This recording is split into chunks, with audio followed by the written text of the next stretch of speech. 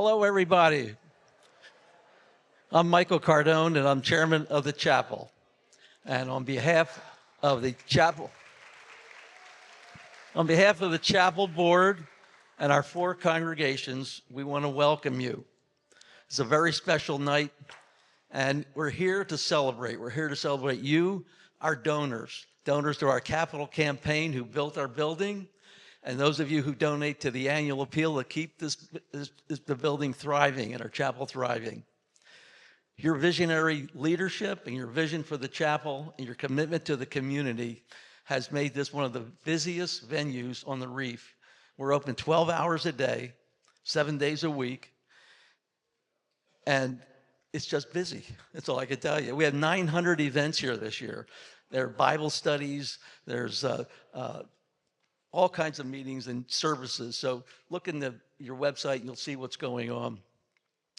We want to take a minute to thank our board of directors who have really worked hard to keep this chapel running, our executive committee, and our 4 congregation leaders. They lead their congregations. They organize those 900 events, and they are very special people and dedicated not only to the chapel, but to the Lord. There's another group of remarkable people we want to honor tonight that have worked diligently to get us here, and that's our planning and construction committee, chaired by Nelson Sims, Gail Guyton, and Chris Carlson. They, along with 6 subcommittees, 35 members of all 4 congregations, and the founding board, chaired by Jay Holmes. They contracted for the building before COVID. They built it during COVID, and it came in on budget and just in time for the first wedding. So thank you, building committee. You just did a great, great job. We also want to say thank you to the Ocean Reef Community Foundation for recognizing us as a recipient partner. Their support has been just incredible for the building, and along with what they do with the other centers here, the cultural center, the medical center. It's just a wonderful community to be part of. The program tonight is going to be very special. You're going to really enjoy it. We want to say thank you to our sponsors in the traditional Ocean Reef way. We have Sotheby's International. Let's give them a clap. Rust Post, and Precision Landscaping, and First Horizon. Thank you for making this night possible, and I'm introduce to you our chaplain in residence, Dr. Dan Meyer, who will introduce to you the program tonight. Thank you for coming. I don't need that, thank you. It's all yours. Well, good evening, and what a joy it is to see your beautiful faces for this wonderful night of celebration. We are so pleased that you took the time to be here this evening and to join in what we hope will be an unforgettable series of experiences. Many, many years ago, way back in the 17th century, there lived a poet and a playwright by the name of Ben Jonson, Jonson. He was the second best known literary figure of his age, just edged out by a man named Shakespeare. But Jonson wrote some beautiful things, and one of those quotations that have lived down through the years I want to cite for you tonight because it, I think, says something important about this occasion. Jonson once observed, he said, "True happiness or wealth in life consists not only in the multitude of one's friends, but in their worth and choice." By that particular measure, those of us who have had the privilege of being connected to the other people who make the chapel their home when they're here on the Reef, at least a more important part of that marvelous setting, those of us who've had that experience are wealthy and happy people indeed. When the chapel was founded back in 1970, it had a simple mission to be a gathering place for those who wanted to worship on the weekends. But in the 55 years since that time, it has continued to evolve and to expand in its reach and its mission. And today is something different altogether. It's a place that now houses 4 vibrant congregations, each with their own distinctive qualities and leadership and offerings to the community. It's a place of learning and love that anybody can show up in. It's a place where people, associates, members, friends can come and just find solace and encouragement for the journey of life. It's become a granary in a sense, a seed house that has helped to spread hope and healing and help to people in practical need circumstances. In fact, this coming Monday, the grounds here will be sponsoring a partnership with the foundation to put on a food drive that's going to help meet the needs of under-resourced people in our region. But maybe most significantly, the chapel has become a place that is pushing against the tide of separation, isolation, and alienation that defines so much of the world. It's a community of people that have dedicated themselves to being a force for unity in a divided world. And that is why we selected that particular topic as our theme for this evening, and we're so pleased that you could be a part of this with us. As Michael Cardone said so well, all of this is possible only because of real people like you, whose gifts of self, of substance, continue to make this incredible ministry possible.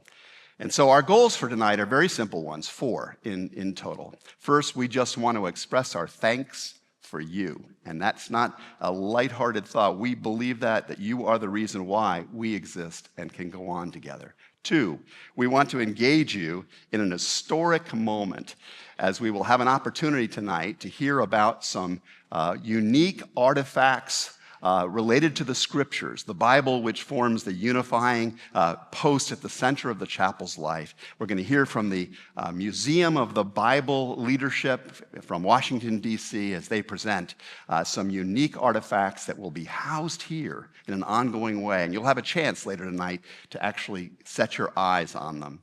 And we also want to enrich you through a provocative discussion and a question and answer around our major theme for this evening that involves a couple of very luminous thinkers on so many important topics for our time. And then last of all, number 4, we want to exhilarate you with a chance to get your eyes on those treasures I've talked about and to enjoy some incredible fellowship and food and music outside, out in the patio space. So how does that sound like a program? It'll be a good night. We're going to have a great time. So this evening, we are privileged to have with us 2 extraordinary guests to help us think through this theme of the pursuit of unity in a divided world.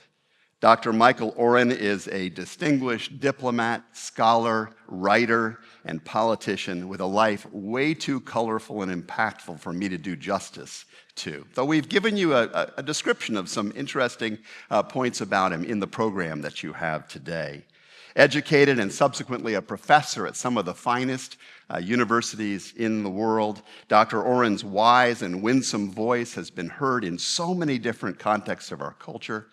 In government, in the journalistic sphere. He's been quoted and sought after so often by various leadership organizations. He has been a featured speaker and voice in all of the major newspapers, on many of the major television programs here in the U.S. and abroad as well. He has served with distinction in the Israeli military. He is for 4 years, was the ambassador to the United States from the state of Israel. He has been active as a member and as a minister of the Knesset, Israel's legislature. There's just almost no sphere of life that this man has not engaged with and made a difference in. And I learned today that in addition to all this, he's a gold medal winning oarsman. I was a rower in college too. He's a filmmaker, and I'd love to know more about that experience. And he is the very proud father of 3 and grandfather of 6 grandchildren. So we'll have a chance to hear from Ambassador Oren tonight, and that's going to be a great privilege. Our second panelist is Dr. Oswald Oz Guinness, who is, as many of you will already know, an English author, a theologian, and a wonderful social and cultural critic. He, too, brings a sparkling resume that you can read about in your program tonight. Dr. Guinness is a descendant of the famous Dublin Brewing Company. And sadly, he brought no samples for any of us here tonight. But what he will bring to us, I know from experience with him, is wit and wisdom and tremendous perspective on these tumultuous times in which all of us are living. Dr. Guinness's insight is born of an education at the University of London and at Oriel College, Oxford University, through fellowships at some of the most respected think tanks on the subject of politics, international studies, and cultural affairs, and the Christian faith throughout the world. And his extensive personal scholarship, his relentless passion to know more and understand it and then share it with other people has led it to his authoring almost 30 different books. Remarkable ones, many of which I've had the privilege of getting to know. One of those books is entitled The Magna Carta of Humanity, Sinai's Revolutionary Faith and the Future of Freedom, in which he charts the essential common ground for Jews and Christians and points to the mission we must have to pursue liberty, freedom, hope, and flourishing for the world. I hope we'll have a chance to hear his thoughts on that. After a little while, I'm going to pose a set of questions to our panelists and invite you just to listen in to their reflections on a variety of interesting topics. But we want you to know that we are eager to have your questions figure into the conversation tonight. And for that reason, we put into the pews in front of you or on your seat little white cards. There are pencils in the pew racks. Feel free to grab one of those, jot down a question that may occur to you over the course of this evening, and then a little later on in the program, after we've had an initial conversation here, we will ask you to take those cards, send them to the nearest aisle, we'll collect them up, and we'll try and answer as many of those questions as we possibly have time for. At this time, I know you're waiting to hear from our guests. Will you join me in welcoming Ambassador Oren and Dr. Guinness to the platform of the chapel?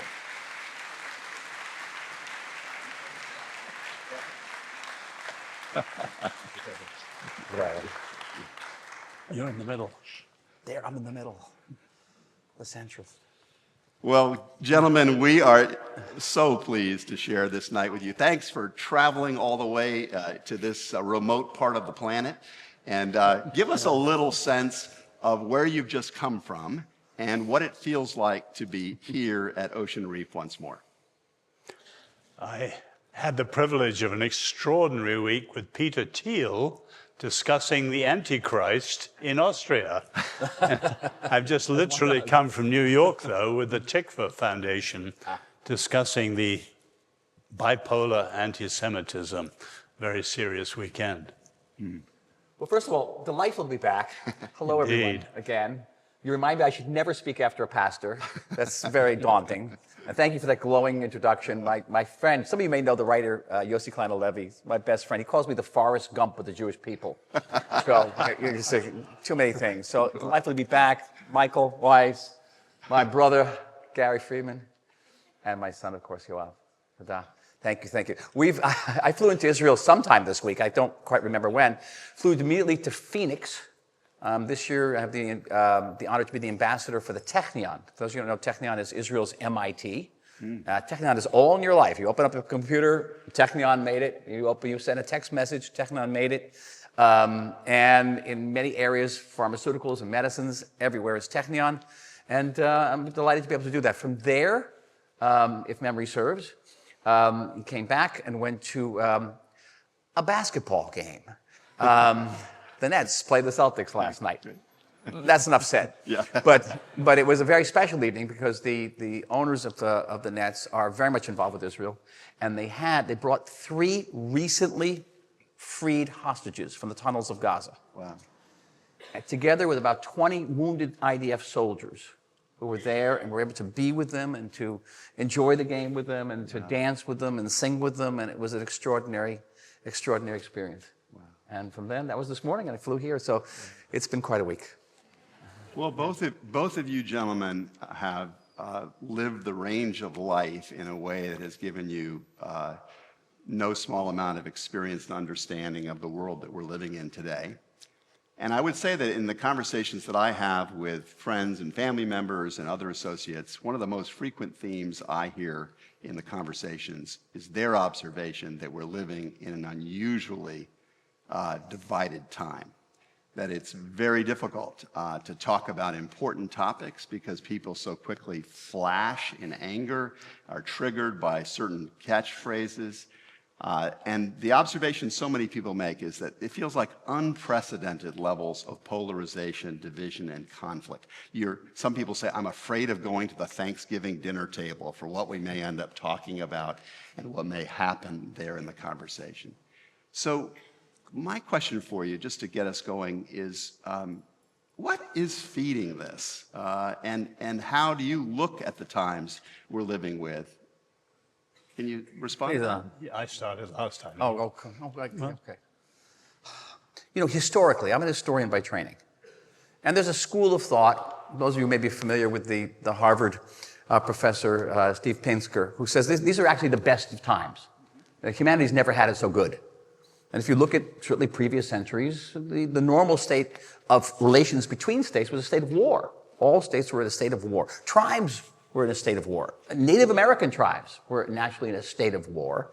And yes, we've just now been living in a country at war for the last 2 years. There's a terrible war going on in the Ukraine. But compared to previous centuries, this is a halcyon period. But why then can we say in the same breath that we're afraid of going to Thanksgiving? And I'm, for the record, terrified of going to Thanksgiving. And the answer is the polarization is on a personal level. It's not necessarily on a national level. It's that we've grown insular. We've drawn into ourselves. Now, of course, social media has a tremendous role to play in this.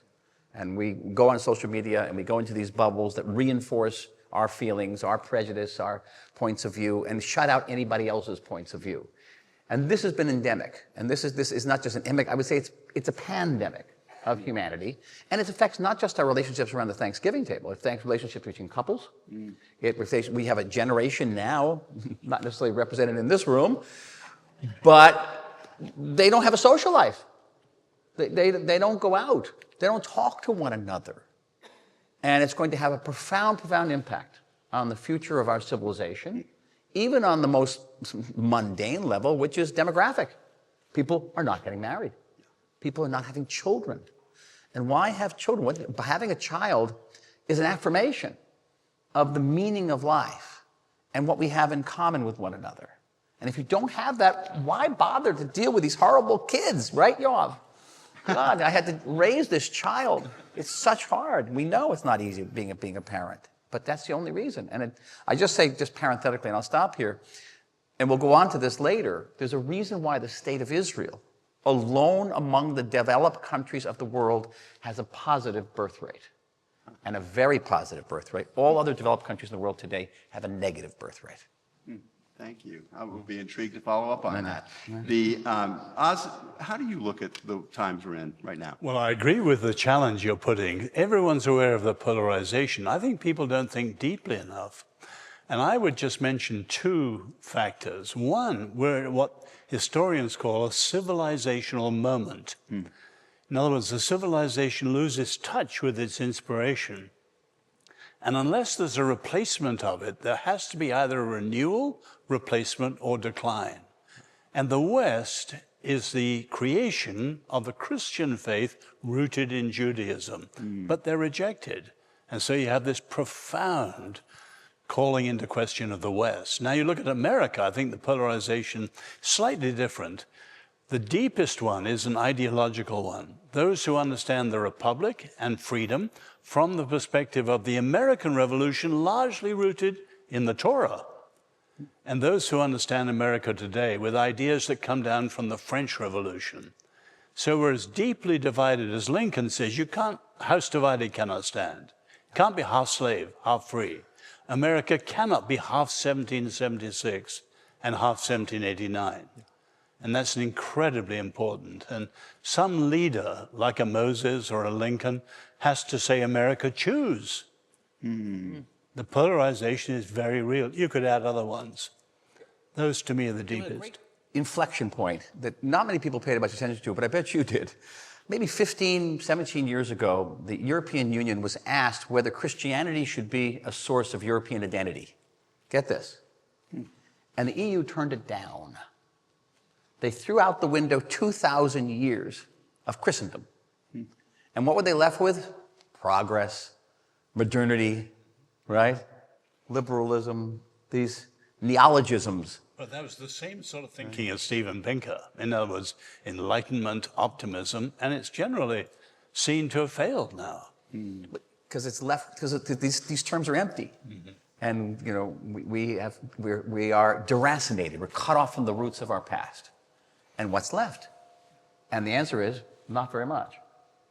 So finding common ground, finding shared moral foundations and a vision for human flourishing has been for Jewish and Christian people a preoccupation that has driven them to studying the scriptures. It's been out of the Bible that people have gotten a picture of a worldview that is worth living for and fighting for. We're going to talk about the Bible tonight, as it's an important part of what unifies the congregations here at the chapel. But we'd love to be more personal with the two of you about this and just say, tell us a little bit about your own experience of the scriptures and why they've been important to you personally. Well, I've been a Christian, a follower of Jesus for 70 years now.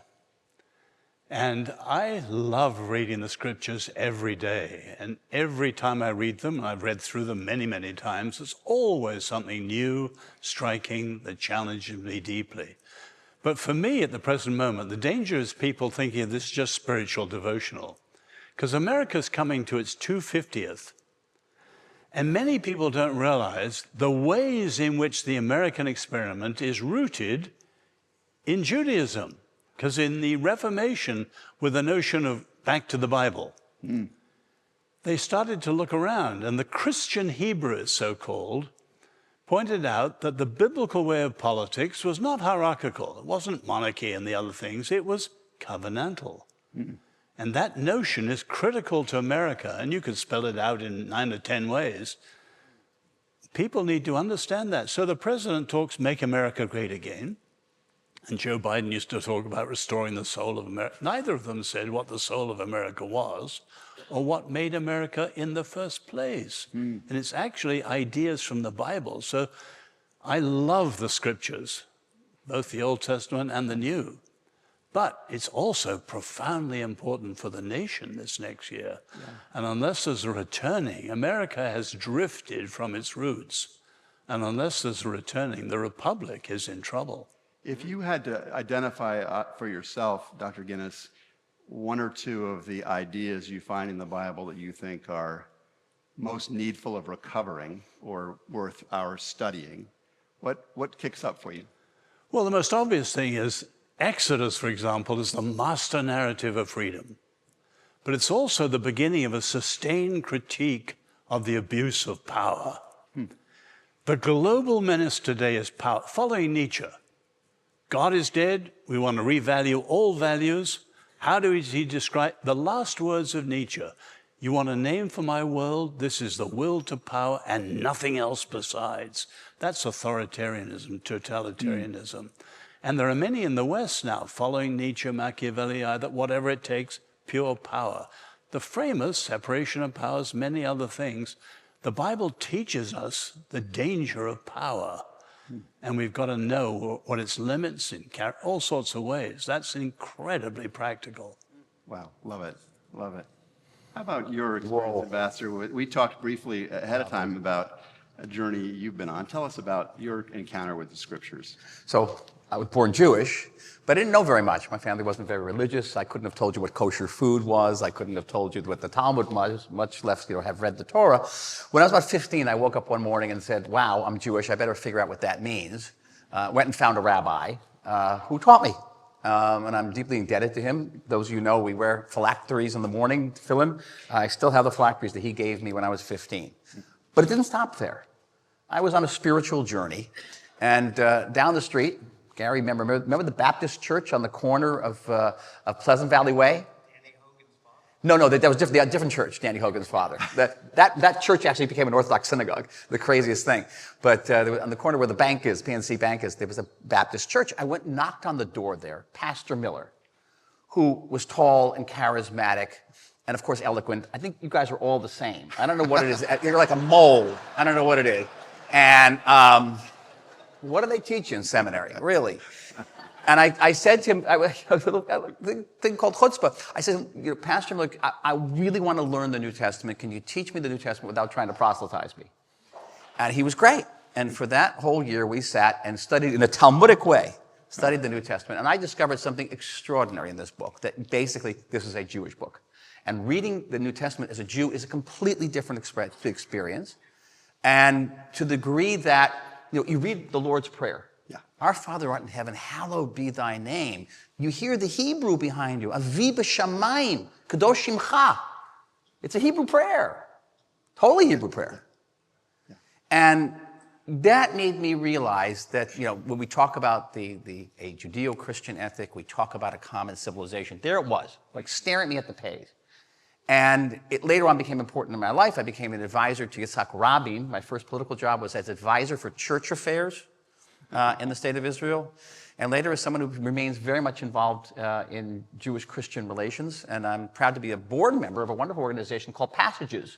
Okay. Do you know Passages? I do not. Inform me. Passages is Christian birthright for young Christians to come to Israel for a 10-day trip and learn about our common civilization. It's a great organization. Plug. A shameless but good plug. Good plug. Okay. Yes. Why does it feel so important for Jews and Christians to know about each other, build relationships in the world today? There are lots of places that anyone could go within their own tribe or somebody else's tribe. Why is that particular pairing significant? I would have to say, Dan, that much of the Christian treatment of the Jews is the worst stain on the history of the church in 2,000 years. Now, I'm personally very grateful to be a part of the Christian church, which since the Reformation, the Reformed community and the evangelical community for 400 years has longed for the restoration of the Jews to their land. Actually, they were Christian restorationists even before there were Jewish restorationists in that way. The American colony of Tel Aviv, Jaffa, where there were two colonies in the 1850s and 1860s of people from New England, 50 years before Herzl, came to help the Jews create a Jewish state. Yeah. My great-grandfather lived in the same building in Paris as Colonel Dreyfus. Wow. And he wrote 2 books, as I think you know, Dan, in the 19th century, on the fact that 1917 would be the key date for the restoration of the Jews to Israel. And my great-grandfather was one of those behind the Balfour Declaration. So, Remarkable. there's been in the 1890s? 1870s and 80s. Wow. Yeah. Prophetic. And General Allenby had read it. Yeah. Thought at first he couldn't make it to Jerusalem in 1917. But he did. But did. He did. But he did. And so on. But in other words, there is a large group of Christians who have a strong link with Israel, and we are standing firm today against the evil of anti-Semitism. It is an evil, and it is one of the most pervasive and persistent evils. Somebody I heard recently said it's the oldest form of prejudice in the world. Yeah. What can Christians and Jews together do to bring that down, to turn it back, to change the chemistry of that really broken relationship in our world? Well, it's not only the oldest prejudice in human history, it is the most multifaceted. So there's now in the United States, you have anti-Semitism of the left, and we've had anti-Semitism of the right. Jews are always the worst thing that anybody can talk about. So if you're a capitalist, you're a communist, Jews are communists. If you're a communist, Jews are capitalists. If you're an internationalist, the Jews are nationalists, and so it goes on. Right now, the worst thing we can be is racist and genocidal. They're always going to be the worst. And to understand that this is a pervasive hatred that is highly protein, is changing its shape all the time, sometimes faster than we can ever deal with it. Now, why this is, are very deep roots. There's some excellent books about why anti-Semitism. I think my own personal feeling is that the Jews came up with this extraordinary notion, not just of God, but of universal morality. We hold up a mirror to civilization and nobody will ever forgive us for it. Seriously, it's a real problem, that creating universal morality, good and evil. And what we can do about it is twofold. One, we can fight. And we've learned to fight, certainly during the course of this war. We found that fighting anti-Semitism in a fight led by non-Jews in Congress resulted in the resignation of the president of Harvard and the president of the University of Pennsylvania. Who would have thought? Who would have thought? You can fight in the Churchillian way. You can fight in the classroom. You can fight in the courtroom. You can fight certainly in the TV studio. But the greatest tool in the fight against anti-Semitism is simply education. Educating people about Jewish history, about the common history we have with Christians. I'm engaged in with an initiative with Pepperdine University and the National Endowment of the Humanities to promote courses on Jewish history for Christian Bible colleges throughout the United States, so that people know who are these people, who are this small, obscure nomadic tribe in the ancient Middle East that came up with these extraordinary notions that have shaped humanity over and over and over again. And that's crucial. It's so basic. You think, how come nobody ever thought of this before? Yeah. And it's great. We're having tremendous support from the National Endowment, and also, I must say, from the Trump administration. It's a good, interesting Freudian slip from the Trump administration. Oz, would you add to that? Any thoughts in terms of, as Christians, what can we be much more active in doing? No, I agree thoroughly with Michael on education, but I would just add the element of education and persuasion. In other words, take, say, the Jewish roots of the American experiment. What you see with the Red-Green Alliance, the radical Marxism, the radical Islamism, is not only profoundly evil and anti-Israeli, anti-Jewish, anti-American, anti-Western, it's stupid. Yeah. It's monumentally stupid. Why? Because those roots are the deepest roots of freedom and justice and human dignity the world has ever seen. And if you rule that out, where do we go? So that's the way I argue. In other words, it's take, say, next year again.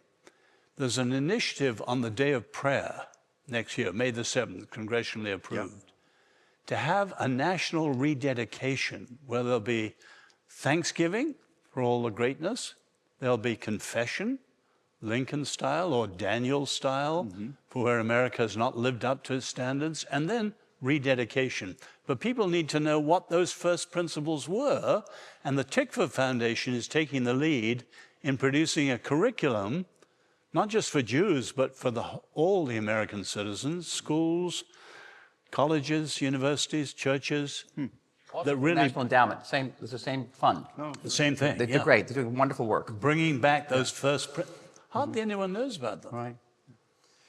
As you know, I'm not American. I'm an admirer of this country. But I'm always amazed how many Americans don't know what made America in the first place.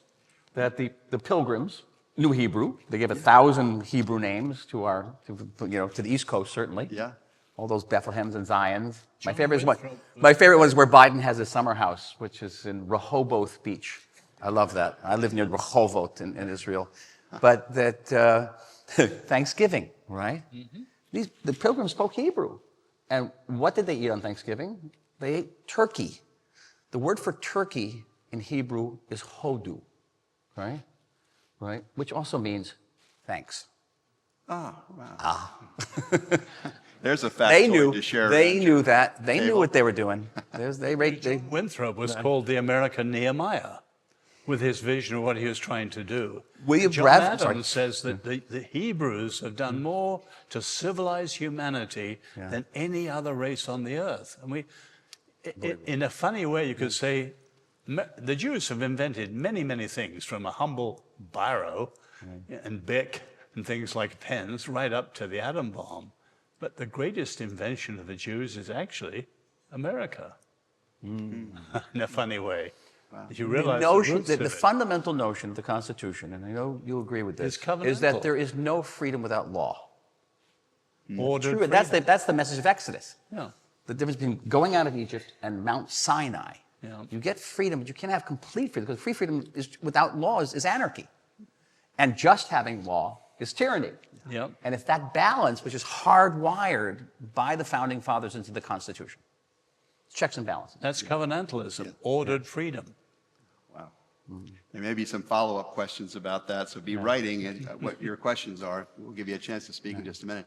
So what is it that we would benefit knowing about the land, this strip of land along the Mediterranean that has been the focus of the camera of the world, has been a place of so many significant religions? What do we need to know about the land as a people in order to be able to respond creatively to all of the conflicts that are happening there right now? Go ahead. Well, Mr. Ambassador, that's your world. As I said, I live in Jaffa, best known to the place where the whale, not actually a whale, a big fish, swallowed Jonah. And you have the big apple, you have the big orange, but our symbol in Jaffa is the big fish. They're all over the place, they proliferate. And I will take someone, I'll say, you see that parking lot down the street? That parking lot is fundamentally, spiritually different than any other parking lot on the planet Earth.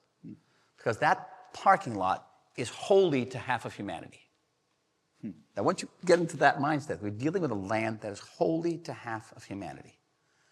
And to understand the connection between my people, the Jewish people, and that land, because we talk about covenant. And in many ways, the glue of the covenant is that land. God says to Abraham, I'm going to give you a land. Take yourself to that land. And so Abraham's decision to cross over the river, and he becomes a Hebrew. The word Hebrew, the word for crossing over in Hebrew is ivri, the person who crosses over. And he goes to that land. So this is a 4,000-year connection between us and that land. How else can you explain how a people who, after 2,000 years of exile, of expulsions and massacres and prejudice, after the largest single slaughter in human history, in which 1 out of every 3 Jews are killed in the world during the Holocaust, almost 3 years after the date at the end of the Holocaust. The Holocaust ends on May 8th, 1945. The State of Israel comes into being on May 14th, 1948. That's the connection to the land. And the connection to the land is absolutely indivisible and inseparable from faith. It's what faith is about. Who has that type of strength to do that? And we've been independent for 77 years, but we've never known a moment of peace. We've gone from war to war to war. And it's the connection to the land and the connection of the land to faith. It's those 3 things, peoplehood, faith, and land, that is the secret of our survival, is the secret of our success, is the secret of our strength to this very day. If I can get that across, I've done my job. There is so, you want to add to that? No, I was just going to add that Winston Churchill always used to quote Benjamin Disraeli, our Jewish prime minister in the 19th century, who kept saying, based on Genesis and that passage, the Lord deals with the nations as the nations deal with the Jews. And there's a warning in that, too, that Churchill often used to remind people. It's empirically true, too, by the way. One of the most beautiful aspects to the Judeo-Christian tradition, for me personally, is this vision of being a people with a mission, of not being a people only for self, but a people for others. And the identity and the calling of Israel as ones who bear a light to the nations, for the nations, that is the nation through which all nations will be blessed on earth, is such an incredibly beautiful thing. And one of the things I worry about in our own country sometimes, in the U.S., is that that vision of being a people who had something to do in the world that would bring good to others can begin to flag. How, as you look today at Israel, are you seeing that passion for being a blessing to others lived out in relationship to Palestinians, to others in the region, to even people on other sides of the planet? We talked earlier about the meaning of Scripture for me. Yeah. And when I read Scripture, during the Jewish year, we read a section of the Torah every week. There are lines that I read them today, and they literally take my breath away. Justice, justice you shall pursue. The Lord is near to all who call upon him, in truth. These are words that were written 2,700, 2,800 years ago. That notion that you approach a God, God will be accessible if you call with truth. These notions of pursuing justice, of pursuing truth, are hardwired into the Israeli experience. I know you're going to see on CNN, you're going to read in the New York Times how we wake up in the morning and all we think about is how we're going to kill the next Palestinian child. Right? And there's, by the way, the deep anti-Semitic tropes in there, because in the Middle Ages, Jews killed children. But the fact of the matter is that these notions guide us daily through immensely unspeakable complex situations. Just Gaza, for example, where you have 30,000 terrorists embedded in 2.2 million people, and beneath them 500 kilometers of tunnels. No army in history, remotely, has ever encountered anything like that, remotely. And somehow you have to minimize casualties where the world is condemning you. Now, we are a very powerful army. The Israeli army is more than twice the size of the British and French armies combined.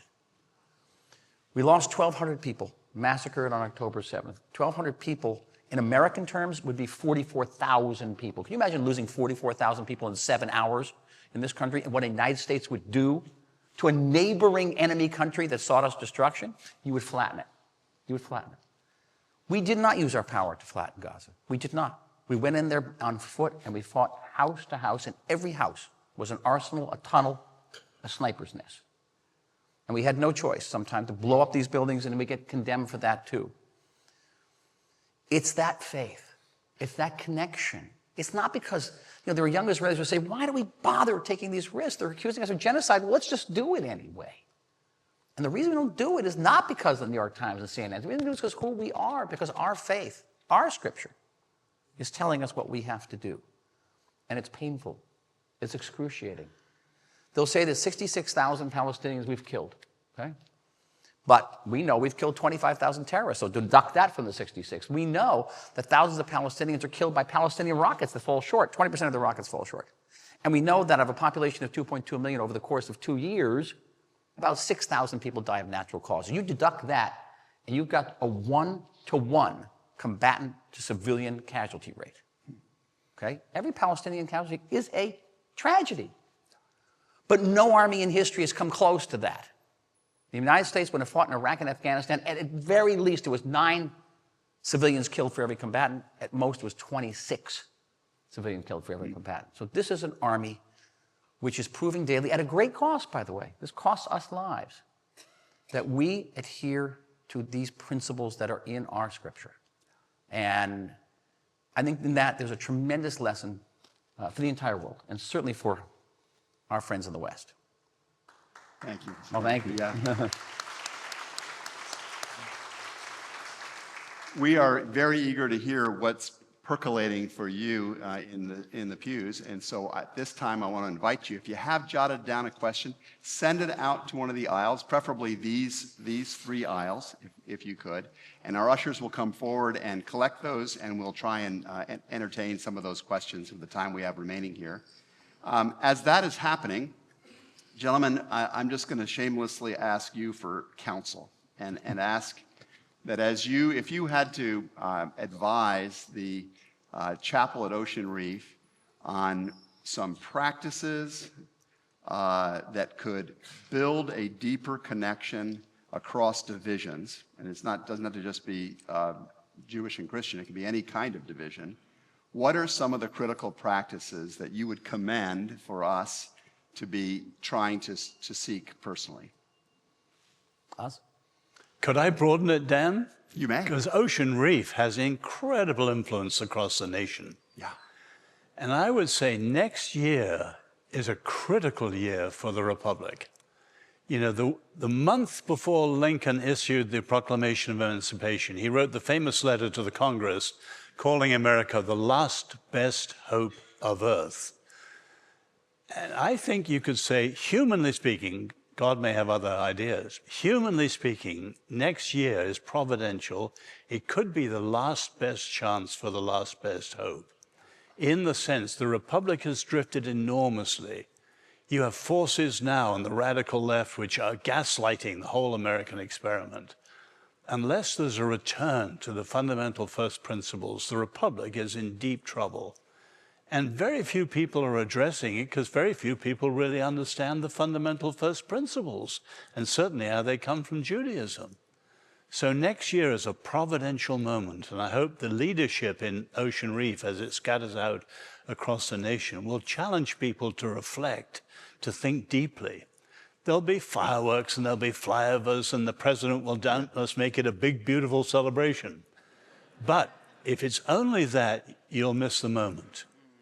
Because the American experiment is the only counter in the West to this global menace of authoritarianism.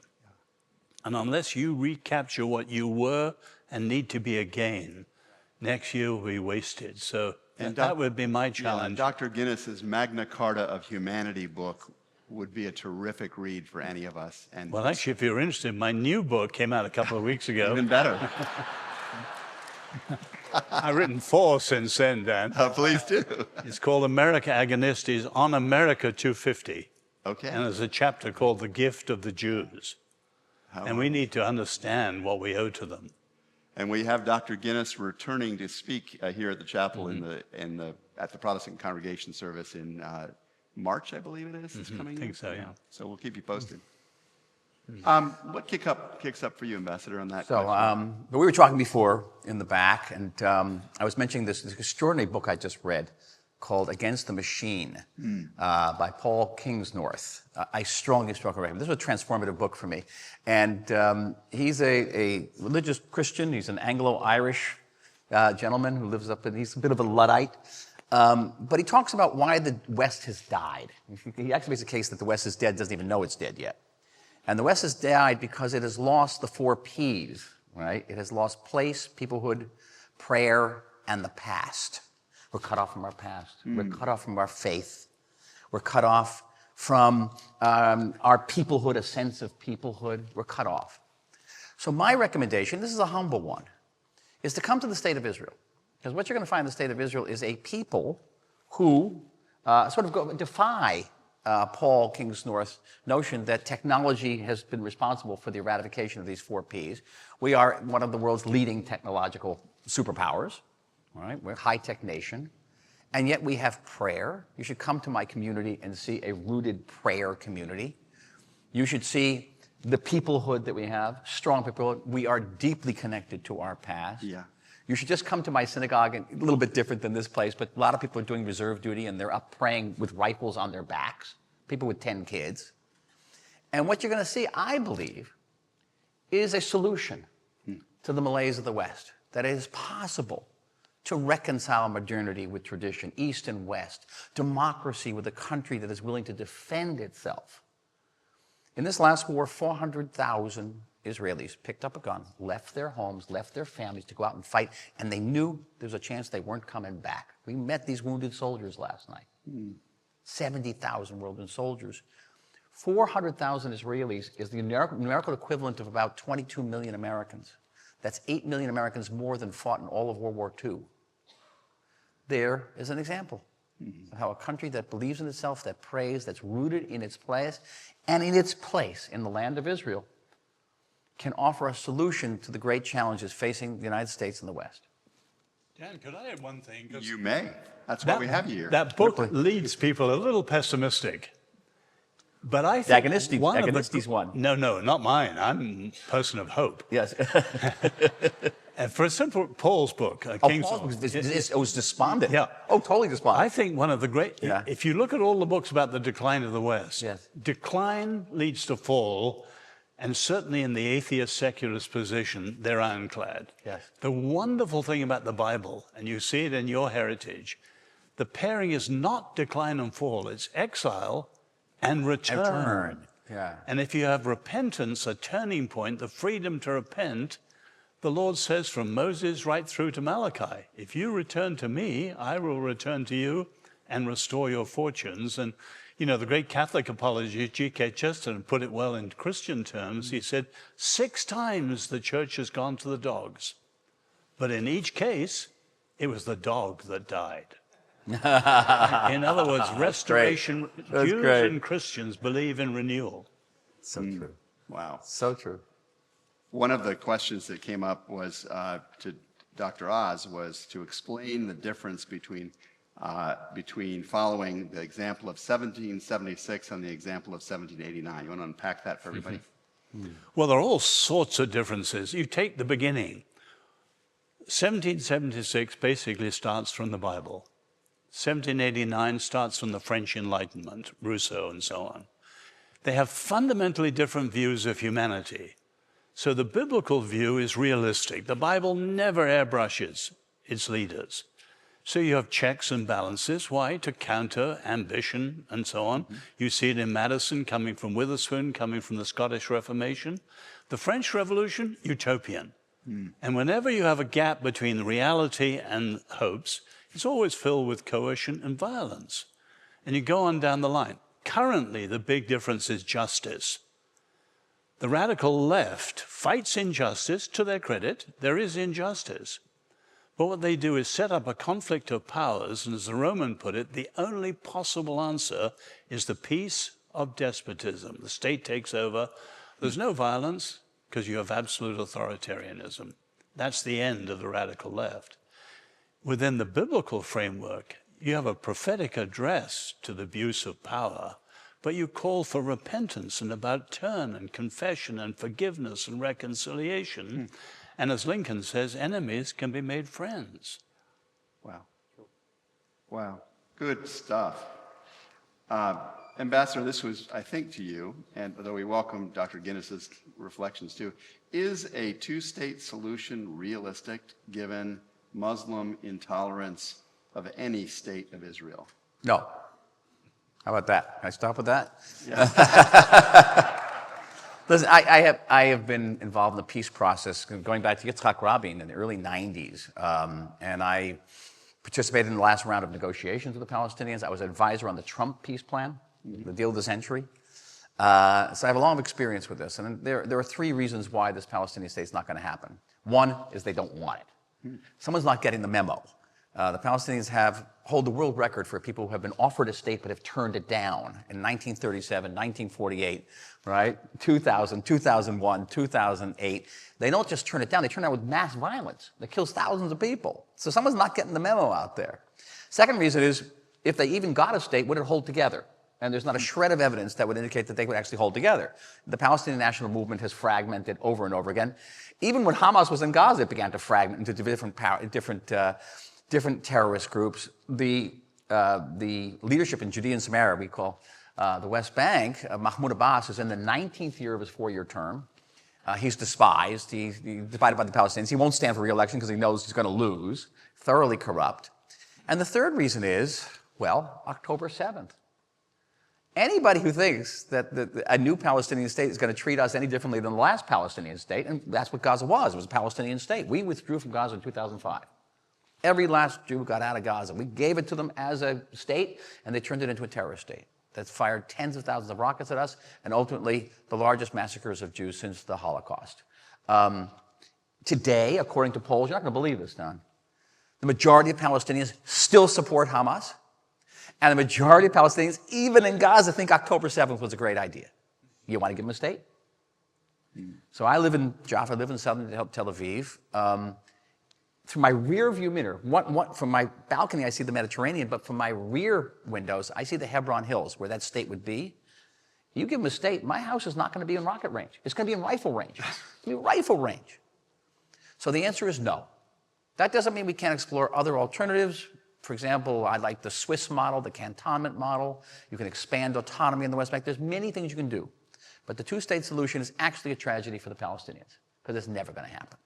And the majority of Israelis don't want it today either.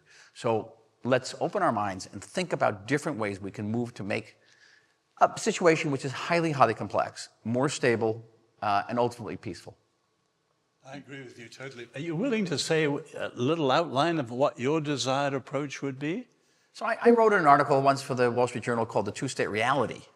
So those of you who've been to Israel, we have a big highway that goes up Highway 6 that cuts the old border, 67 border between what is Israel pre-67 and Judea and Samaria. You look to your right, there's big Palestinian cities. They got a city called Tulkarm, a city called Kalkilia. They got big Palestinian flags flying over. What does it mean? There actually is a state there. We have a two-state reality. It's a state that is not a Weberian state. It doesn't have full sovereignty, but it has a government. It can hold elections if it wants to. It doesn't. They have a military force, guys with guns. They collect taxes, mostly at gunpoint. And they are kind of a state. We can expand that. We can expand that. We can make it more autonomous. We can give them, more territory to expand. There's many ways we can do it. It's not a state. It's not a state that can make it pact with Iran and have the Iranian army on our border next day. And believe me, that's going to happen. Happen in Gaza. Now, you got to be pretty stupid / suicidal to think that you're going to get a different outcome now. And so we can do that. I like that cantonment notion. It's been published in the Wall Street Journal not so long ago, that you have a canton of Nablus, a canton of Hebron. They have independence, and they have a federated relationship with one another and a federated relationship with us. And it's based on family ties. It's not based on some, Palestinian nationalism, which has completely failed. Mm-hmm. Today, during the peace process, the word I would hear most often at the State Department was, everybody knows what the two-state solution looks like. Everybody knows what the future Palestinian state looks like. Guess what? Nobody knows. Nobody knows whether it's going to be a totalitarian state, a jihadist state, or both, likely to be both, because the old notion of a secular democratic state of Palestine went out the window. Nobody knows. So we have to look at different solutions. Mm-hmm. And they're out there, but they will not be out there as long as the world keeps knocking its head on this two-state notion, which has been failing now for 90 years. Mm-hmm. All right. And there's more opportunity to talk about that. There are more questions about that, but I've set some of those aside so we can move to some different territory. We had 2 questions come in that have to do with how we help shepherd younger and rising generations to be able to engage in the kind of relationship building, convicted civil dialogue that could change the tide of polarization, that could move us toward at least some semblance of civility in a divided world, even if we're not all the way to unity. So I'm going to ask these 2 questions and then invite either or both of you to respond. One of the questions said, to say, thank you. You both emphasize the importance of education. Unfortunately, most youth are now getting their education, not so much in school or church, but via social media. How can we educate young Americans and re-inculcate a love of Judeo-Christian values if the children are all online? And if we try to educate them online, how do we do it in a way that does not simply immerse them in being online all the time? That's question number 1. Mm-hmm. Question number 2 was, can you comment on Charlie Kirk's assassination, and specifically, how important is it that the mission of organizations like Turning Point USA survive and thrive in order to help the world's young adults see a larger picture of conditions? Well, let me mention one thing that's often ignored. I remember the first time I came here, I was in my 20s, 6 weeks crossing America, and one of my main impressions, contrasting with Europe, there was no supper table. The family dining table was like a Grand Prix pit stop, and people had to roar out to a violin lesson or soccer practice or something else, and it's like, whereas in Europe, I learned my family history always just by the family talking over the supper table. Yeah. And that's an incredibly important part of this that's often forgotten. Now, if you mention, I've been in Washington now 40 years and heard immigration discussed till the end of the day. Yeah. Hardly anyone mentions citizenship. Every new American through the public school, every new arrival from abroad should be integrated with American citizenship. It's not done. Yeah. So with that, the open border policy is literally suicidal. Without that, as Samuel Huntington said, it's easy to get your American papers, but who knows the American principles? So there's an incredible gap of citizenship education, and part of it is the crisis of the family dining table. Yeah. That's good. I do recall, some of us in this room are old enough to recall, you took a course on civics in school, and that's largely been removed. I imagine civics. Howard Zinn came in, and then the 1619 Project, and they're gaslighting America. America's xenophobic and imperialistic and all these nasty things. That's great. Any thoughts on that? Yeah, many. It takes me back to earlier in the century when America was getting to intercede in Iraq and Afghanistan. I was very involved in this period with the Bush administration. And one of the points I stressed with them that the advice wasn't taken was that America has to get into the trenches. If you're going to fight Islamic extremism, you can't expect somebody else to do the fight. You have to get in there with literature, this was like pre-internet period, okay? But get in there and fight the fight of ideas. Now, I'm not making a comparison between Islamic extremism and jihadism and what's going on in the polarization of America, but it's the same principle. You can't expect any change to occur with youth who have been inundated with this type of polarizing, ostracizing, demonizing social media unless you get into the trenches. So where is the counter? Where's the counter-revolution? Where is the national or international initiative to get into the trenches of social media and educate young people about the Judeo-Christian ethic and why their civilization is worth fighting for? And I haven't seen it yet, man. I really haven't. Yeah. It's not there. It's like a no-show. And what do we expect? Because they're not only getting it in their social media, they're also getting it on most of their campuses. Most of the campuses are reinforcing this, unfortunately. But now we have some great campuses, the University of Austin, right? Barry Weiss's campus, University of Texas, some great places. And here in Florida, University of Miami, Gainesville, great campuses where these ideas are not taking hold. They're fighting back. So you can fight. That was what I said earlier, in the Churchillian sense. You got to fight in the courtroom, you got to fight in the classroom, but you got to also fight on the screen. One of the questioners said, we're doing a good job of explaining Judaism in a deeper way to Christians. In light of centuries of persecution, how do we explain Christianity to Jewish people? Okay, I'm going to take that one. I like that one. I would have quoted a student of mine. There's a line in the Talmud that says, from all my students, I've grown wise. So I got wise from this student. He said to me, I understand something now, Professor. He said, in the past, Jews suffered from too much Christianity. And now we're suffering from not enough Christianity. I thought was an interesting line. All right? And he was absolutely right. And I think what Jews have to understand about Christians and Christian faith is, first of all, it comes out of the same wellspring.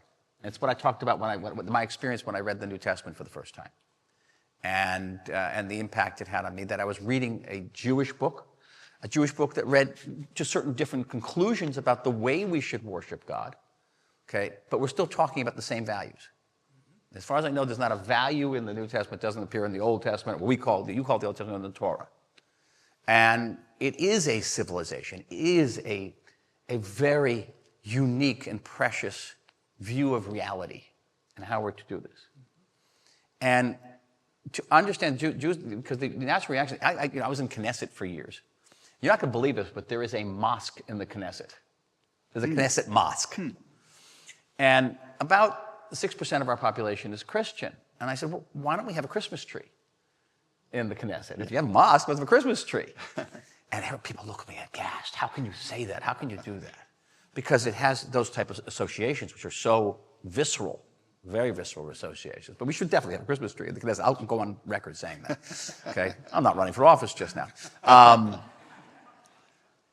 But to understand that we come from the same place, and we speak in many ways in the same language, and we want the same things, Yeah. and we stand for the same things, and hopefully we're willing to fight for the same things, because the other people know what they believe, and they are willing to fight, and they are willing to die. Let me go further with Jewish-Christian partnership is the key to a human-friendly future for humanity. I like that. That's a great call. So in light of both those observations, this next question is highly relevant. Where do the Muslims enter into the picture of Christians and Jews? What do we need to be thinking about as we try and understand these relationships? I've been involved with interfaith efforts throughout the years. I have a very good friend who's an imam at a prominent American university. And we address this question. Sometimes it's very difficult. Judaism and Christianity have something very fundamental in common. Our normative religions were both founded during a period when neither Christians nor Jews had power. But Islam as a religion was founded in a period when the Muslims had power. And so power and political power become very much integrated in Islam. You can't have render what to Caesar is with Caesars in Islam, because Caesar is also the imam.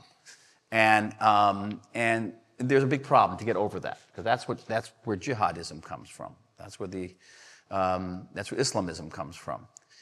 But what we have to do is get past that aspect of Islam that says that the New Testament and the Torah are corruptions.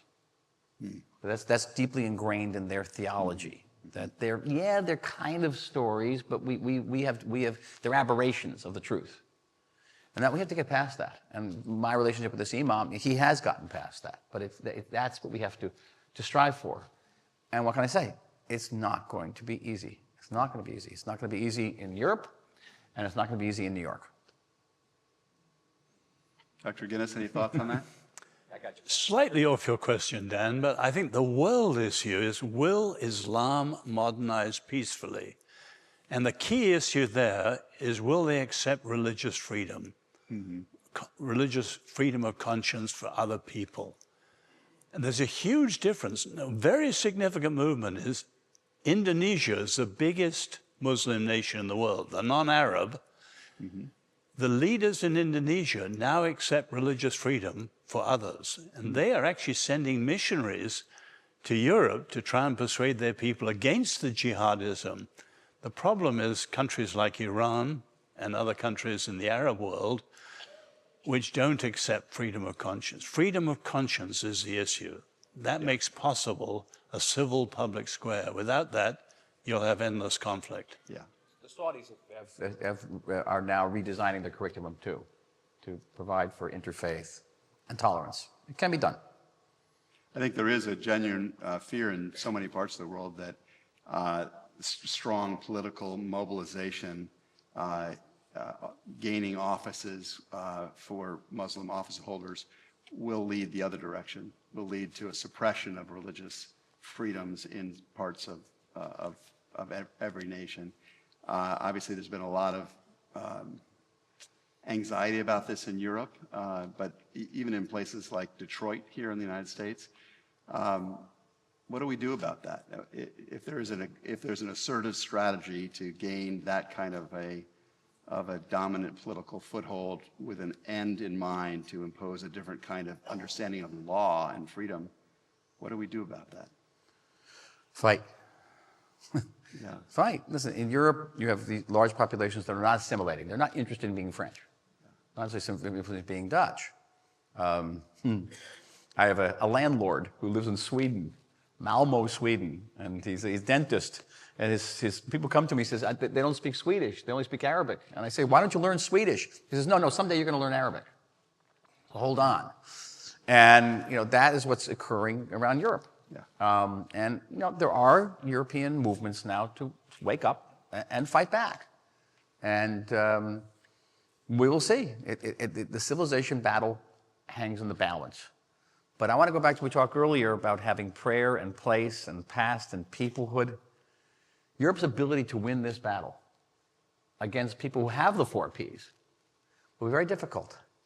The Dutch government is selling off 700 empty churches. Want to buy a cheap church? 700 churches, because the Dutch aren't going to church anymore. And you can't expect people to go out and fight on notions of progress and modernity. These are vapid terms. They're vapid terms. It does. But you're touching on another problem, which I put on it's a little controversial. If you take your lost 10 tribes, they were as lost to Judaism as people in the horror of the Holocaust. But they weren't exterminated. They just acculturated to Assyrian whatever. And we have in the church today large parts of the church that are acculturating themselves into oblivion. They've taken on the spirit of the age, and they've lost the distinctive parts of the faith. And I speak as an Englishman. Much of the Church of England is acculturating itself into oblivion. It's tragic. I know. When salt loses its saltiness. Yeah. Well, last question, and then we're going to shift gears for a moment, but this is a fascinating one. Is the year of Jubilee still observed in Israel? Sure it is. And how is it celebrated? It's a Jubilee, but we have also the 7-year cycle of Jubilee where you can't pick fruit. Like human beings get a Sabbath, so too trees have a Sabbath and fields have a Sabbath. And if you go to an Israeli market, okay, people who observe certainly Jewish law, you'll have a stall that says, in this stall, we do not sell apples that were grown during the Jubilee year. And it's very much, and the Israeli army, which operates according to Jewish law, does not use produce that's grown in that 7th year. This is America's 5th Jubilee, 250th. Right. It'll be interesting what we celebrate and what that says about us in the 250th. Will we be celebrating the deep moral foundations, the spiritual vision that was the founding of the country? Or will we celebrate our power, our prosperity? What will we see as the core of our identity and as the value system that gives us the best shot at flourishing in another 250 years? And to understand that power comes from a place. It didn't come out, from nothing. Yes. Amen. Rabbi Sachs always says that the Jewish motto should be from Zechariah, not by might, nor by power, but by my spirit, says the Lord. Yeah. And it isn't power that is the first. America's a nation by intention and by ideas. Yeah. And It is an idea. What? America is an idea. Is an It's an idea. And what we've learned in 1989, when the Soviet Union disappeared, that when people stop believing in an idea, the country disappears. I used to compare it to like Tinkerbell. If you don't believe in fairies, the fairies don't exist. Yeah. Okay? But America's, keep in mind, an idea can disappear. It really can. Yov's grandfather, my father, landed on Normandy Beach. You remember my dad, great war hero. And I always have this fantasy of being in that, that landing craft he was in and sort of doing a poll. Where are you from? And why are you about to fight? Why are you about to land on this beach? And the poll would be, there'd be the farm kid from Alabama, and there'd be the medical school student from Harvard, and there'd be a business guy from the Bronx. And they'd all go around this boat, and the old paper would say the same thing. We're ready to go and fight for freedom. We're ready to go and fight against tyranny. You scoot ahead 80 years, and you go into that same boat. Well, you may still have the Alabama farm boy, but you're not going to have the Harvard medical student. You may not have the business guy from the Bronx. And you ask them, what are you willing to fight for? And what answers you're going to get, okay? What are you willing to fight for? Do we have a common ideal? Yeah. And to me, that's what you have to get back to. You have to get back to my father's landing craft in June 1944, because that is, to me, the image of a country that knows what and who it is, what it stands for, and why it's worth defending. Yeah, I love it. I love it. Many more conversations needed around tables about that topic. I'll put in a shameless plug myself for a little thing we're doing once a month over the next several months, and that is on Friday afternoons once a month. We're doing a lunch and learn, and it's a conversation that is sparked by Rabbi Ann Feibelman and myself on some of the big ideas, the crucial convictions that form a common base for Christians and for Jews that have implications for our family, for our country, for our society and world. And you would be warmly welcome to join us, bring a bag lunch and join us. You'll see publicity about that in the various communication organs. We would be happy to sit here all night and ask many more questions, but we want to honor the commitments we've made to all of you, and we have some very exciting stuff about to come up. Can I just invite all of us to express our gratitude to these two gentlemen? Thank you. That was great. Okay. It was wonderful. And as we prepare to go into what is going to be another really stimulating part of our evening program, I invite you to turn with me now and watch the screens. When I think about throwing open the doors, there's several things that come to mind. I think the first thing is just the spirit of that.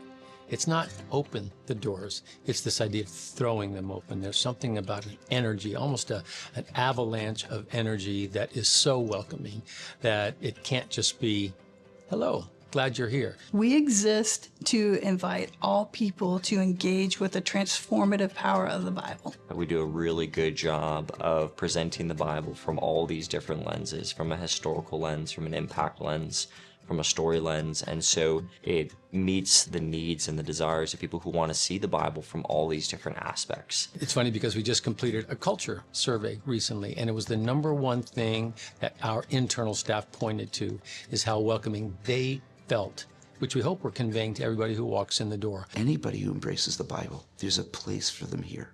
The testimony is the fact that I'm here, because when I first came here, I said, you know, I'm a Jewish rabbi. This is basically a Christian organization.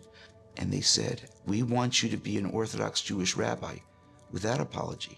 This is why we're hiring you. That's who you are to be, and that's who we want you to be. Do I belong here? Am I able to come in? Is it okay? Having people from South Korea and Singapore and Africa and Japan, New Zealand, Australia, every continent. And our answer is absolutely. One day when I was at my desk, I had a gentleman walk up to me and his eyes were all watering. He was an Amish gentleman. And he was worried that the message that we had here would not translate to his community.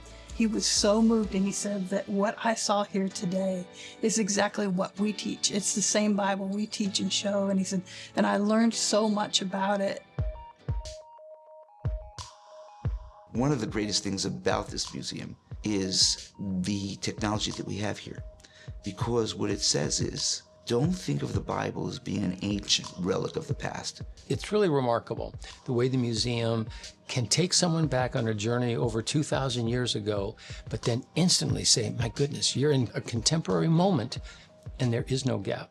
You're able to experience the Bible through a technological immersive experience. You can experience it through the antiquities, through the evidence of the Bible, through archaeology, and how it's been passed down through history so well and so consistently. I see it on the faces of the teenagers that come and visit, where they come in and they're thinking, oh no, what am I going to see? And as they leave, their faces are lit up and they're talking about the things that they saw in the Hebrew Bible experience or the videos or the interactives, and they start to connect with the Bible itself. What ignited in us an understanding of Scripture that we may not have had before? What ignited in us this understanding that the God of the universe, who deigned to reach down and see me, loves me? You can tell that something's been ignited in my own soul, and I've seen it happen right here at the museum. I am very passionate about the Bible. I'm very passionate about God, and I get to share that with the people that come in, and it's great. So many people have said, you know, Carlos, I just get a feeling when I come to the museum. I just get this sentiment. It makes me feel so good that it's almost as though I'm home. And even as I leave, I carry it with me.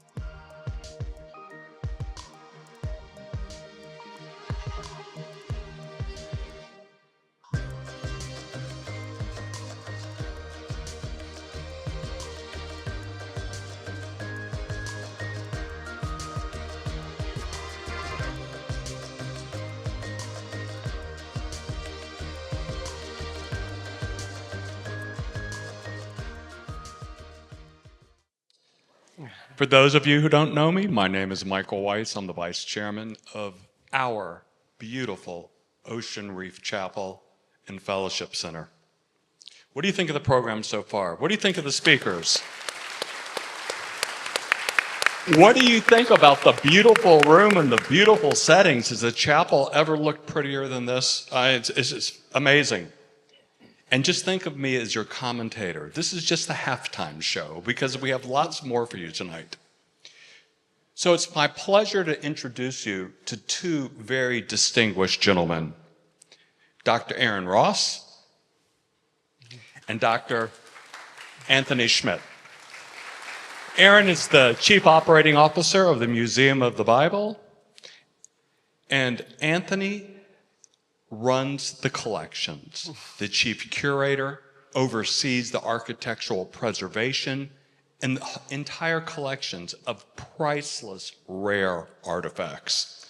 artifacts that explore humanity, artifacts that tell us who we are and where we came from and what we believe in. The Museum of the Bible is one of the most peaceful, beautiful places on the planet. Tonight, I'm exceptionally pleased to say they are fulfilling a promise that was made to us when we opened our doors. We wanted to develop a building, a chapel that unified a community, 4 different faiths, all practicing religion in their way, in their own customs, in their own traditions. But how can 4 communities or 4 different groups not live together in harmony and unity? We partnered with what they did in Washington, D.C., and came up with what we believe was so important, a program of unity, faith, and community. But enough about what we tried to accomplish. Tonight, they're going to reveal rare religious, historical, and priceless artifacts that they had graciously given to the chapel, which will be on display permanently here, and also brought along with them other historical relevant artifacts for you to see tonight. So, after the conclusion of their talk, we'll say a couple of thank yous, and then we will open up the collection for the first time ever to be seen outside of the Museum of the Bible. With that, gentlemen, Aaron? Thank you. Thank you, Dr. Rice. I'm continuously blown away by just how amazing this chapel is, by the communities of this chapel, by the work of the board, of all of the ministers who have worked to make this happen, especially in unity. And I was really impressed by a phrase from the former ambassador when he talked about what is it going to do to fix the issue of unity. And he said one of the biggest issues is that we're cut off from our past. And I'm here to say, if you don't know much about the Museum of the Bible, there is a 430,000 square foot edifice to Scripture in the heart of Washington, D.C., to help people remember the past. We exist to invite people into a transformative, to engage with the transformative power of the Bible, the thing that we know that if people really could get inside of them would make a difference. And so that's what our museum does. It represents, from this video I think you just saw, such a beautiful reality about that bringing together people from different Christian and faith traditions. We have rabbis on staff. We have our director of exhibits is Jewish. And I myself, and I'm an Anglican priest, we in some ways look like this community does, coming together to engage with unity. And so we are so excited about what's coming to the Museum of the Bible. And we just wanted to give you a couple quick things to know about the museum and then talk about the items that we've brought here to show you. First, starting in just a few days, again, to help people remember the past, to understand this shared common experience that we have, opening in just 2-3 days, we'll be having the Dead Sea Scroll exhibit at the Museum of the Bible. We're going to be having 24 different fragments over 9 months displayed at the Museum of the Bible. It's going to be an incredible time. It's going to be from November to September of next year. In it, we've got some other amazing artifacts, things like the Magdala stone, which I wish I could tell you about, but I don't have time, so you just have to ask me afterwards, so that's fine, right? And then next year for the 250th, in light of the conversation that happened on this stage today, next year we're going to be having a series of speakers come to the Museum of the Bible to talk about how did the Bible, how did Hebrew Scripture, how did the Christian Bible, how did it influence the founding of America? So we're going to have scholars from Robbie George to Rabbi Sully who are going to come and actually teach people to remember again what it is that was the founding kind of document and guidance for the creation of America, right there in the heart of America, right? Next fall, we have icons that are coming for the first time ever, leaving Patmos. Greek Orthodox icons coming to be displayed outside of Patmos for the first time ever, right? It's such an exciting place to be, and we are so thrilled to have this partnership with the chapel at Ocean Reef about how do we help work together to build this unity that we keep talking about. So without further ado, what I'm going to do is pass it over now for the moment to Dr. Schmidt so he can talk about some of the items that we've brought that we have right out here for you to see after this. Thank you, Aaron, and it's truly an honor to be here tonight. This is my first time here at Ocean Reef, and Aaron's been here before and told me wonderful things, and I can confirm that everything he said was true. So thank you for your hospitality, and thank you for your graciousness and kindness in inviting us here. It really is an honor.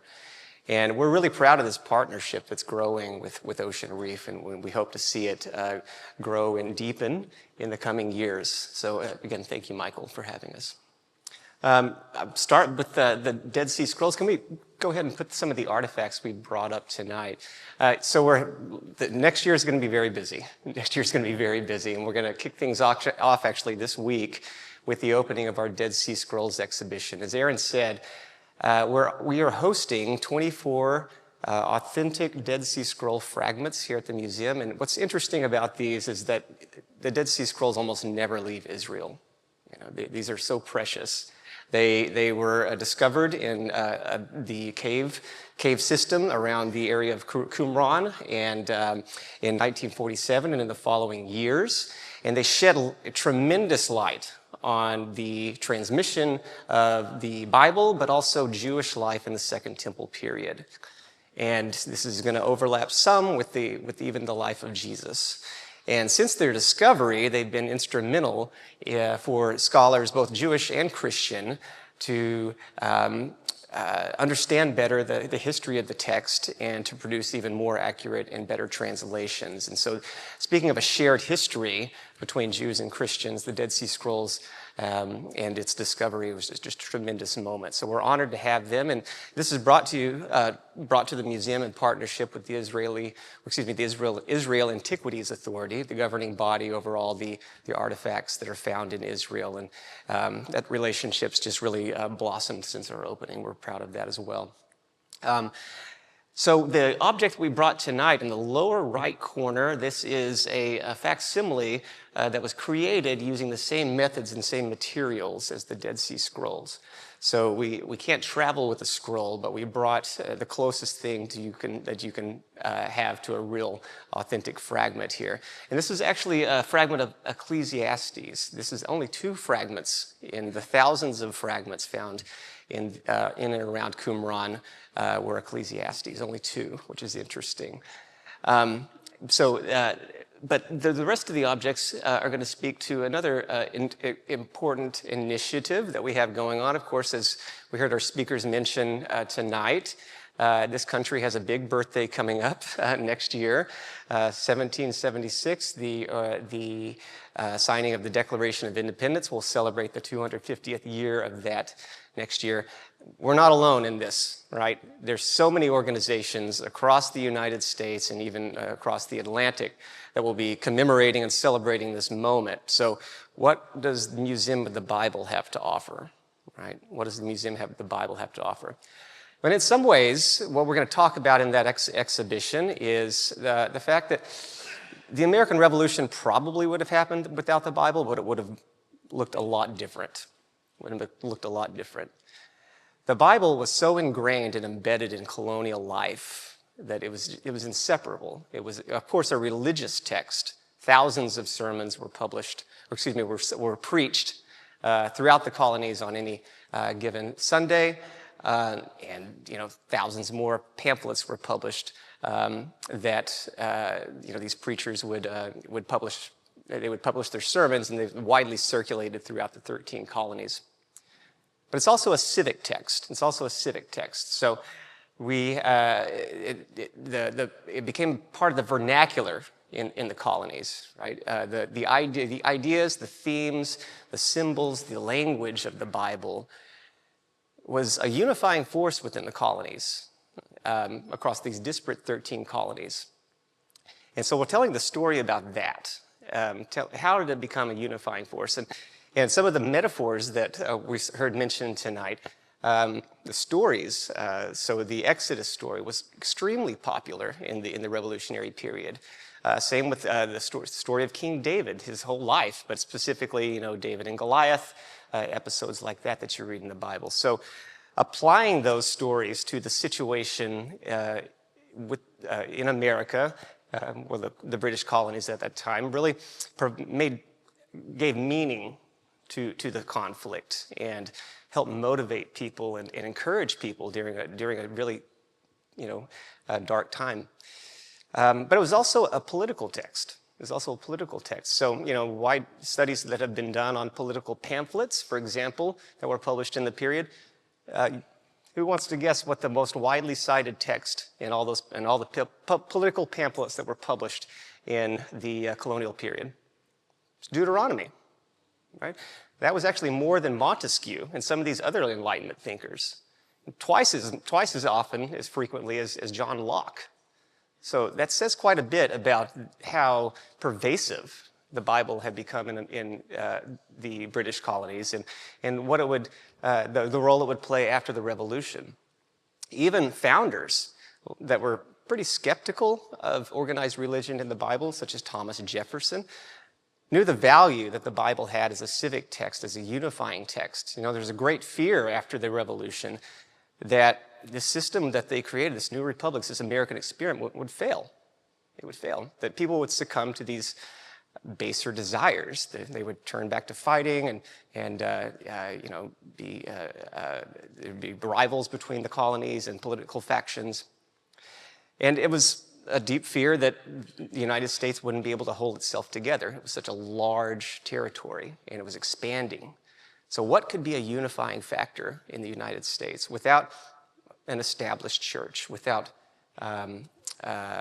formal institutions that were religious? The Bible would. So even Thomas Jefferson was advocating in his arguments for religious freedom, for religious liberty, for disestablishment, the role of the Bible as a way of creating moral citizens that could sustain a republic. And so that sense of a unifying text in American culture was pervasive in the early 1800s. And so some of the objects we bring tonight, let's see, I'm having, the one in the center, we'll start with that. We'll go chronological. The grammar of the Hebrew tongue. This was produced by Judah Monas, who was the first Jew in the colonies to receive an advanced degree. He taught Hebrew at Harvard College at the time and taught thousands and thousands of political leaders and scholars and religious leaders over his career, which spanned almost 40 years.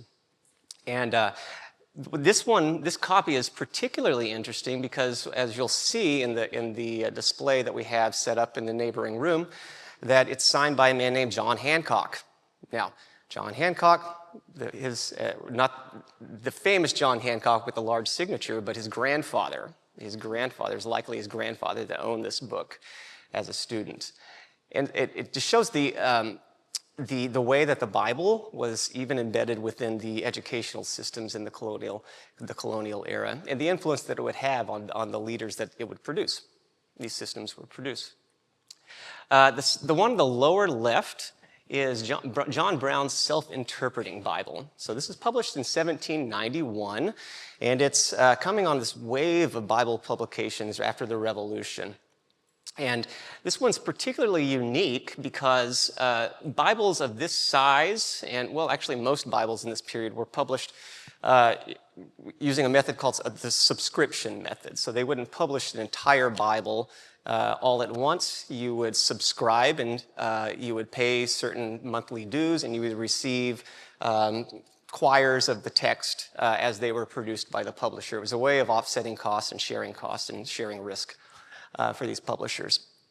Well, this one's famous because it actually published its list of subscribers, hundreds of subscribers that paid for the publication of this text.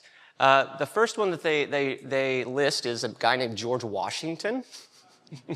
Okay, and the others are John Jay, all these founding figures who were instrumental in the formation of this country subscribed to this Bible. And in fact, I learned in the process of developing this exhibition that we'll be doing is down at the Masonic, I forgot their name, it's down in Northern Virginia.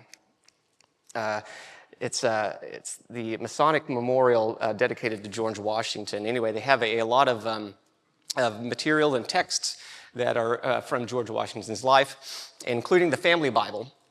Okay, and what's the family Bible? It's the John Brown Bible that he subscribed to.